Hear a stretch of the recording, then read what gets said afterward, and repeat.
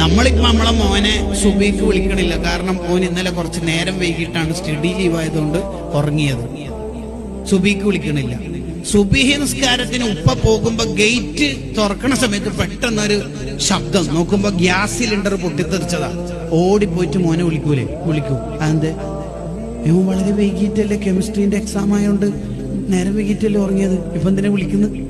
അത് gas cylinder പൊട്ടിത്തെറിച്ചാല് ഓന് തീ പിടിച്ചിട്ട് പൊള്ളലേറ്റ് മരിച്ചാലോ? ഓഹോ, ഇതിന്റെ എത്രയോ ഇരട്ടി നരകത്തിലെ തീയിൽ നിന്ന് രക്ഷപ്പെടുത്താനല്ലേ മോനെ സുബഹിനെ വിളിക്കണം, നിസ്കാരത്തിന് വിളിക്കണം, കൽപ്പിക്കണം എന്ന് പറയുന്നതെന്ന് ഇമാമുൽ ഗസാലി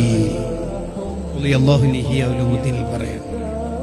നമ്മളെ മക്കളെ ആ രീതിയിൽ, അതാണ് ഏറ്റവും വലിയ റഹ്മത്ത് എന്ന് പറഞ്ഞാൽ. ഉള്ളതെല്ലാം വാങ്ങിക്കൊടുക്കുക.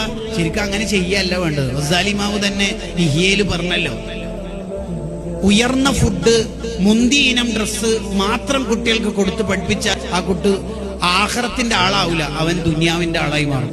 നമ്മൾ കഷ്ടപ്പെട്ട ഒരു കഷ്ടപ്പാടും എന്റെ മക്കളെ ഞാൻ അറിയിച്ചിട്ടില്ല എന്ന് പറയുന്ന ഉപ്പമാർക്ക് പാരന്റിങ് അറിയില്ല എന്ന് അർത്ഥം.